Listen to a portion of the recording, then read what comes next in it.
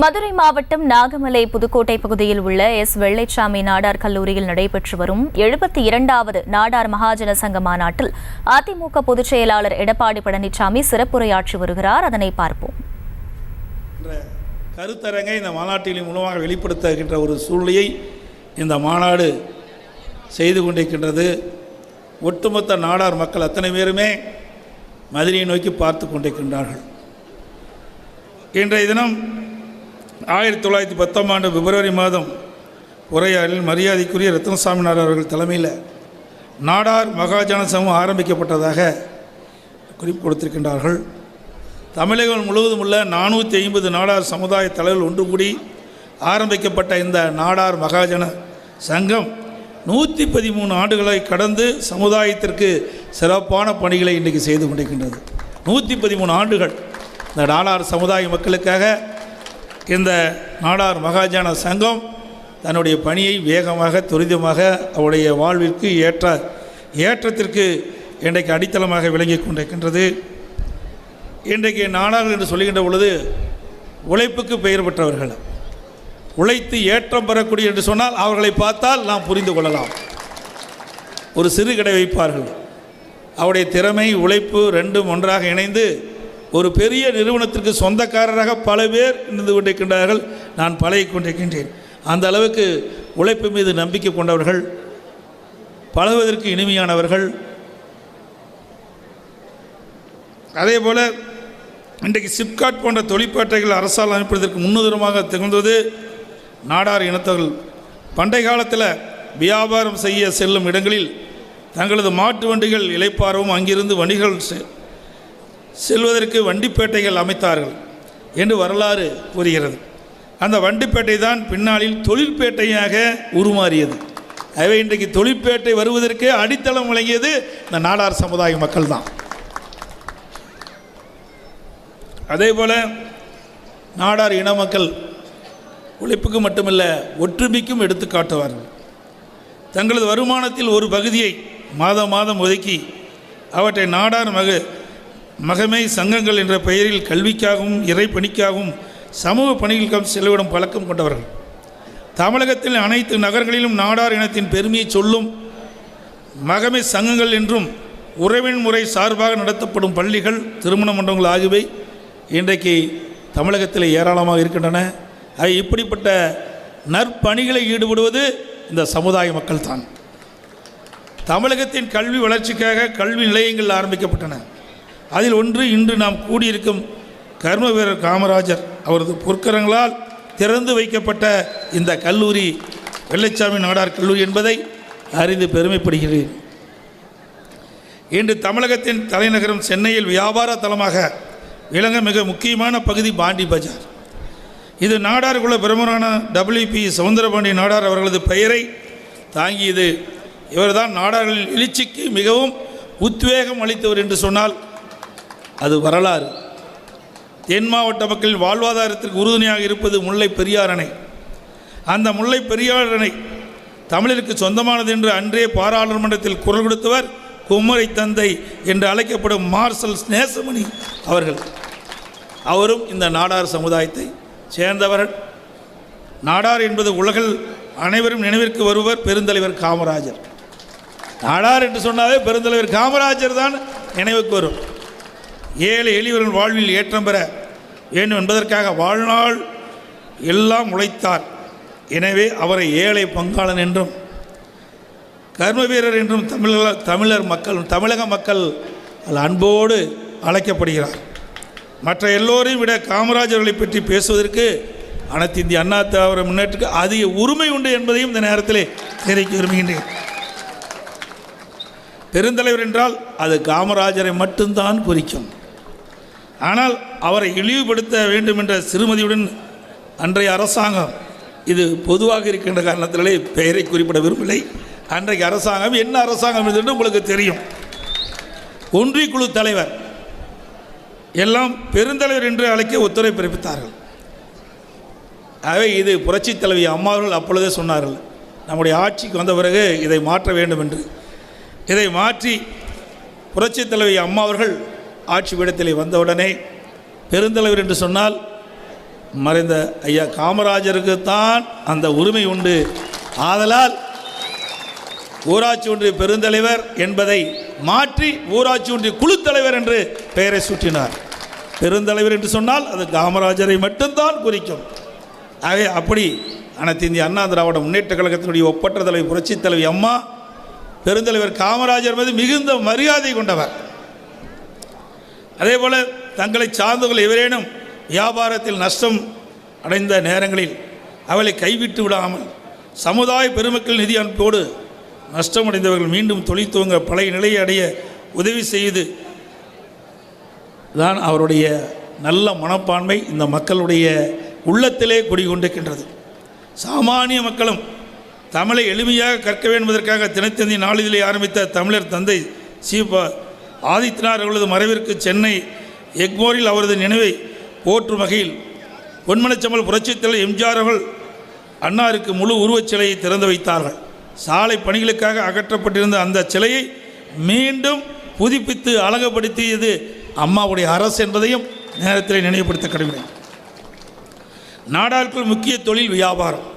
அந்த வியாபாரத்திற்கு மேம்படுத்துவதற்கு ஒரு வங்கி தேவை என்பதுதான் அடிப்படையில் நாடார் இன மக்களின் பங்களிப்பு தூத்துக்குடியில் மெர்கண்டைல் வங்கி துவங்கப்பட்டது. எனக்கு முன்னாள் அமைச்சர் சகோதரர் சண்முகநாதன்லாம் அழகாக பேசினார்.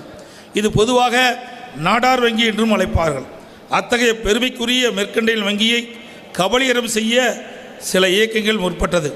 வங்கியின் பெரும்பான்மையான பங்குகளை உருட்டல் மிரட்டல் மூலமாக தங்களது அரசியல் அதிகாரத்தை பயன்படுத்தி அன்றைய ஆட்சியாளர்கள் தலைமைக்கு நெருக்கமானவர்கள் வசம் இவ்வங்கியை விழுங்கி ஏப்பமிட பார்த்தார்கள்.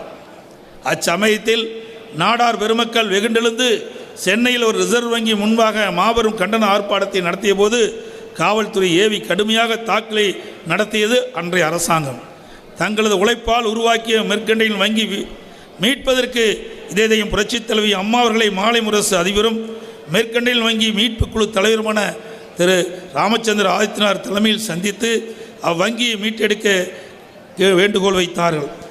இதயம் புரட்சித் தலைவி அம்மா அவர்கள் இவ்விஷயத்தில் தலையிட்டு மத்திய நிதியமைச்சர் மற்றும் சம்பந்தப்பட்ட உயர் அதிகாரிகள் பேசி மீட்டெடுத்த பெருமை அனைத்து இந்திய அண்ணா திராவிட முன்னேற்ற கழக அரசுக்கு உண்டு, அம்மாவுக்கு உண்டு. சென்னை அடையாறு காந்திநகர் 4வது மெயின் ரோடுக்கு ராமச்சந்திர ஆதித்யநாத் மறைவிற்கு பின் நாடார் சங்க பிரமுன் கோரிக்கையினை ஏற்று ராமச்சந்திர ஆதித்யநாத் சாலை இன்று பெயர் மாற்றம் செய்யப்பட்டதும் அதிமுக அரசாங்கத்தில் தான். முன்னாள் ஒலிம்பிக் சங்க தலைவரும் சென்னையின் செரிப்பான திரு சிவந்தி ஆதித்யநாத் அவர்கள் மறைந்தபின் அவருக்கு மணிமண்டபம் அமைத்திட வேண்டும் என்று நான் முதல்வராக இருந்த சமயத்தில் சட்டமன்றத்தில் கோரிக்கை வைக்கப்பட்டது. நாடார் மகாஜன மக்களும் கோரிக்கை வைத்தார்கள். நாடார் இன பெருமக்கள் என்னை நேரில் கோரிக்கை வைத்தனர். அதை ஏற்று உடனடியாக அதற்கு தேவையான நிதி ஒதுக்கீடு செய்து திருச்செந்தூரில் மறைந்த சிவந்தி ஆதித்யநாத் அவர்களுக்கு முழு வெண்கல உருவச்சிலையுடன் கூடிய மணிமண்டபம் அமைத்து அதை நானே நேரில் வந்து திறந்து வைத்து அவருக்கு புகழ் சேர்த்த பெருமையும் அம்மாவுடைய அரசைத்தான் சேரும். இத்தகைய புகழ்மிக்க தலைவர் வழியில் இன்று நாடார் மகஜன சங்கம் பொதுச் செயலாளர் அண்ணாச்சி கரிகோல்ராஜ் அவர்கள் வழிகாட்டில் தொடர்ந்து சிறப்பாக செயல்பட்டது என்று சொன்னால் அது மிகையல்ல. அண்ணாச்சி அவர்களால் நாடார் சமுதாய மாணவர்கள் மட்டுமல்ல, அனைத்து சமுதாய மாணவர்களும் அரசு மற்றும் தனியார் நிறுவனங்களில் வேலைவாய்ப்பு பெற வேண்டும் என்பதற்காக சமீபத்தில் பயிற்சி அகாடமி ஒன்றை ஏற்படுத்தி அதிலும் வெற்றி கண்டிருக்கிறார் என்பதை இங்கு மகிழ்ச்சியுடன் குறிப்பிட விரும்புகிறேன். ஏற்கனவே விருதுநகரில் பெருந்தலைவர் காமராஜர் அவர்களின் பிறந்த நாளை நீங்கள் கல்வி திருவிழாவாக கொண்டாடிய தருணத்தில் நான் முதலமைச்சராக அந்த விழாவில் பங்கேற்றுவதை நான் பெருமையாக கருதுகின்றேன். அது மட்டுமல்ல, இன்றைக்கு நாம் இந்த அளவுக்கு வளர்ந்திருக்கோம் என்று சொன்னால் பெருந்தலைவர் காமராஜர் அவர்கள்தான். அவர் முதலமைச்சராக இருந்த காலத்தில்தான் அணைகள் கட்டப்பட்டன, பெரிய பெரிய தொழிற்பாட்டைகள் தமிழுக்கு வந்தன, மின்சார உற்பத்தி துவங்கப்பட்டது. இதையெல்லாம் செய்த காரணத்தினால்தான் இன்றைக்கு தமிழகம் ஏற்றம் பெற்றுகின்றது. அதற்கு வித்திட்டவர் பெருந்தலைவர் காமராஜர் அவர்கள். அந்த கல்வி கிடைக்கக்கூடிய அந்த ஏழை எளிய மக்களுக்கு எளிதாக சென்றடைய வேண்டும் என்பதற்காக காலணி, சீருடை, விலையில்லா புத்தகம், நோட்டு, அதை கொண்டு போகிறதுக்கு பை, பள்ளிக்கு போகிறதுக்கு சைக்கிள், அறிவுபூர்வமான கல்வி கிடைக்க மடிக்கணினி என்ற அற்புதமான திட்டத்தை கொண்டு வந்து காமராஜர் வழியை பின்பற்றி அந்த ஏழைகளுக்கும் அற்புதமான கல்வி கொடுத்தவர் இதை புரட்சித் தலைவி அம்மா அவர்கள் இதையெல்லாம் முன்னே இருந்த தலைவர் வழியிலே எங்களுடைய தலைவர்கள் செயல்படுத்தி இந்த நாட்டு மக்களுக்கு நன்மை செய்த வரலாறு என்பதை இந்த நேரத்தில் சுட்டிக்காட்ட விளைகின்றேன். இன்றைக்கு கல்வியை ஒரு மிக மிக அழுத்தமாக மிக முக்கியத்துவம் கொடுத்து பெருந்தலைவர் காமராஜர் அவர்கள் இன்றைக்கு விளங்கினார். அவர் காலத்திலே அதை அப்படியே பொன்மனச்செம்மல் புரட்சித் தலைவர் எம்ஜிஆர் அவர்களும், அதைத் தொடர்ந்து இதயம் புரட்சித் தலைவி அம்மா அவர்களும், அதற்கு பிறகு அம்மாவுடைய அரசும் தொடர்ந்து செயல்படுத்தியது. நான் முதலமைச்சர் இருந்த காலத்தில் கிட்டத்தட்ட 75 அரசு கலை மற்றும் அறிவியல் கல்லூரி கொடுத்தோம், 11 அரசு மருத்துவக் கல்லூரி கொடுத்தோம், 7 சட்டக்கல்லூரியை கொடுத்தோம், அதோட பொறியியல் கல்லூரி, வேளாண்மை கல்லூரி, பாலிடெக்னிக் கல்லூரி, ஐடி கல்லூரி, இப்படி எண்ணற்ற கல்லூரிகளை கொடுத்து இன்றைக்கு அடித்தட்டிலே வாழ்கின்ற ஏழை எளிய மக்கள் உயர்ந்த கல்வி படிக்கக்கூடிய சூழ்நிலை உருவாக்கி தந்தோம். 2011ஆம் ஆண்டு நான் இதயம் புரட்சித் தலைவி அம்மா அவர்கள் தமிழகத்துடைய முதலமைச்சராக பொறுப்பேற்கின்ற பொழுது 100க்கு 32 பேர் உயர்கல்வி படிச்சுட்டு இருந்தாங்க. அம்மா எடுத்த கல்வியில் எடுத்த முயற்சி மறுமலர்ச்சியின் காரணமாக கல்விக்கு அதிக நிதி ஒதுக்கீடு செய்த விளைவுனாக 2019-20 அதிமுக அரசாங்கத்தில் 2030 தேசிய அளவில் தமிழகத்தில் அடைய வேண்டிய இலக்கை 2019-20 100க்கு 54 பேர் உயர்கல்வி படிக்கக்கூடிய சூழ்நிலையை உருவாக்கி தந்த அரசாங்கம் அதிமுக அரசாங்கம். அன்றைய தினம் பெருந்தலைவர் காமராஜர் அவர்கள் கல்விக்கு முன்னுரிமை கொடுத்தார். அது அப்படியே படிப்படியாக அனைத்து இந்திய அண்ணா திராவிட முன்னேற்ற கழகம் அவர் வழியிலே பின்பற்றி இன்றைக்கு உயர்கல்வி படிப்பதிலே இந்தியாவிலேயே முதன்மை மாநிலம் என்ற பெயரை அதிமுக அரசாங்கம் எடுத்தது என்பதை நேரத்திலே சுட்டிக்காட்டி பெருந்தலைவர் காமராஜர் வழியில் நாட்டு மக்கள் அனைவரும் முன்னேற வேண்டும் என்ற எண்ணத்துடன் அனைவரும் உழைக்க வேண்டும். அவ்வழியில் செயல்பட்டு கொண்டிருக்கும் அண்ணாச்சி கரிக்கோல் ராஜ் அவர்களுக்கு நீங்கள் அனைவரும் ஒத்துழைப்பு நல்க வேண்டும் என்று கூறி உங்களது சமுதாய வளர்ச்சிக்கு எங்களது இருவரும் கழக நிறுவனங்கள் புரட்சித் தலைவர் எம்ஜிஆர் மற்றும் புரட்சித் தலைவர் அம்மா வழியில் நாங்களும் துணை நிற்போம் என்று கூறி வருகின்ற நாடாளுமன்ற தேர்தலில் உங்களுடைய சமுதாயத்திற்கும் இடம் உண்டு. நாடாளுமன்றத்திலே மிக அழகாக கை தட்டுறீங்க. நாங்கள் வேட்பாளரை நிறுத்துறோம், வெற்றி பெறுவது உங்களுடைய கடமை என்று சொல்லி வாய்ப்புக்கு நன்றி கூறி விடைபெறுகின்றேன். நன்றி, வணக்கம். செய்திகளை உடனுக்குடனும் துல்லியமாகவும் தெரிந்து கொள்ள சப்ஸ்கிரைப் பண்ணுங்க.